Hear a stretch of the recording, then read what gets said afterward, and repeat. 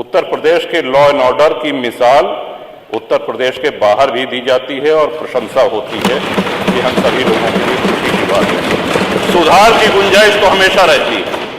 सरकारें हनक से चलती हैं, जनसेवा से चलती हैं, और जैसा कि मैंने पहले निवेदन किया, 30 वर्ष में पहली बार ये अवसर आया है कि अपनी कार्यशैली पर,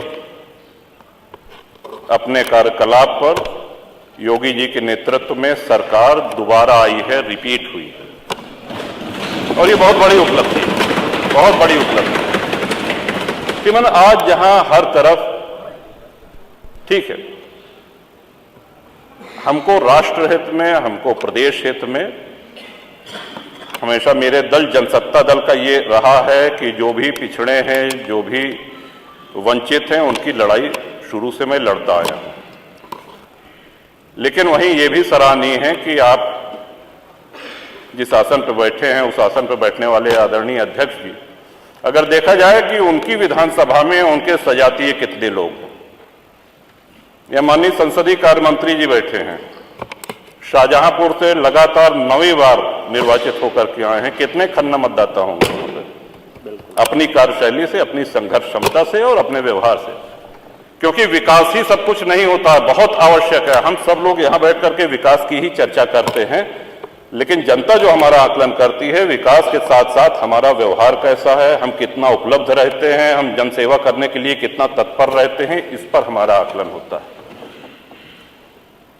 लोग इसलिए विकास की अपनी बहुत महत्वपूर्ण भूमिका से हम इनकार नहीं कर रहे हैं, लेकिन बहुत से ऐसे विधायक हैं, बहुत से ऐसे सांसद हैं जिनके क्षेत्र में उन्होंने बहुत विकास किया, लेकिन चुनाव नहीं जीत सके, इसलिए कि उनके व्यवहार में, उनके क्रियाकलाप में कुछ कमियां थी। तो इसके साथ साथ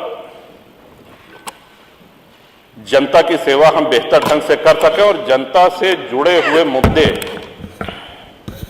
हम बराबर सदन में उठाते रहें, इसके लिए ये आवश्यक है कि अधिक से अधिक सदन चले, माननीय विधायकों को अपनी बात, अपने क्षेत्र की समस्याएं रखने के लिए समय मिले। लॉ एंड ऑर्डर की बहुत बात होती है, कुछ लोग सहमत होंगे, कुछ लोग असहमत होंगे, लेकिन यही लोकतंत्र की खूबसूरती भी है। उत्तर प्रदेश के लॉ एंड ऑर्डर की मिसाल उत्तर प्रदेश के बाहर भी दी जाती है और प्रशंसा होती है। ये हम सभी लोगों के लिए खुशी की बात है। सुधार की गुंजाइश तो हमेशा रहती है। जो हमने ये दस्तावेज तैयार किया है, जो राज्यपाल का अभिभाषण है, जो बजट अभिभाषण है, इसमें सुधार नहीं हो सकता, ऐसा मानना ये उचित नहीं होगा। सुधार की गुंजाइश बिल्कुल रहती है, सदैव रहती है। और जैसा कि मैंने पहले कहा, अपनी बात समाप्त करते हुए उसको फिर से दोहराता हूं कि कोई भी सरकार इतनी अच्छी नहीं होती है जितना सत्ता पक्ष बताता है, और इतनी बुरी भी नहीं होती है। और मैं ये कहना चाहता हूं कि सरकारें न इतनी अच्छी होती हैं जितना सत्ता पक्ष कहता है, और सरकारें न इतनी बुरी होती हैं जितना विपक्ष बताता है। और हम यहां जो भी बोलते हैं वो हमारे भाग्य विधाता जनता जनार्दन वो बाहर सुनती है, उसका आकलन करती है। हम यहां कितनी भी लच्छेदार भाषा में पक्ष या विपक्ष में कुछ भी कह लें, जाना हमको वही है, वही है, उन्हीं के पास जाना है और फैसला भी उन्हीं का मानना पड़ेगा। श्रीमान, सड़क, बिजली, पानी, ये ऐसी चीजें हैं जो हम सभी के जीवन से जुड़ी हुई हैं। भारत गांवों का देश है, भारत की आत्मा गांवों में बसती है। हम सभी लोग इस उक्ति को, इस सिद्धांत को मानते हुए आए हैं। एक्सप्रेसवेज बन रहे हैं, एक्सप्रेसवेज बनने के नए नए कीर्तिमान स्थापित किए जा रहे हैं। अच्छी बात है, होने चाहिए। हर विकासशील देश में देखने में भी अच्छी लगती हैं, यात्रा का समय भी कम होता है। लेकिन कहीं ऐसा तो नहीं है कि एक्सप्रेसवे के चक्कर में हम गांव की सड़कों को भूल गए हैं। आज ग्रामीण सड़कों का जो हाल है, जो गड्ढे हैं, क्या ऐसा तो नहीं कि उस ओर हमारा ध्यान नहीं जा रहा है? सड़कें गड्ढा मुक्त नहीं है श्रीमन, और उसका एक कारण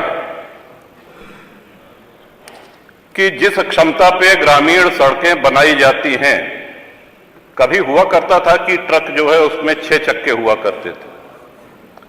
ग्रामीण सड़कों की भार वहन क्षमता 9 टन से अधिक नहीं होती है। आज 52 टन के ट्रक 20 चक्के 22 चक्के उस पर चल रहे हैं और भार वहन क्षमता उसकी 9 टन पर स्क्वायर इंच PSI है। तो सड़कें तो टूटेंगी, आप कब तक गड्ढे भरवाते रहेंगे? ये हम सभी के क्षेत्रों से जुड़ी हुई समस्या है श्रीमान। तो या तो ऐसे 10-20 चक्के वाले जो ट्रक है, जो 15-20 चक्के वाले ट्रक हैं, इनको वर्जित कर दिया जाए। एक अधिकतम उसकी भार वहन सीमा निर्धारित कर दी जाए कि इससे अधिक भारी ट्रक ग्रामीण सड़कों पर नहीं चलेंगे, और या तो फिर ग्रामीण सड़कें उस मानक के अनुसार बनाई जाएं कि ट्रक गुजर जाने के बाद अगर साइकिल और मोटरसाइकिल से या सामान्य यात्री उस सड़क पे चल रहा है तो उसको भी गड्ढा मुक्त सड़क का अनुभव हो, आनंद मिले। ये बहुत ही गंभीर विषय है श्रीमन।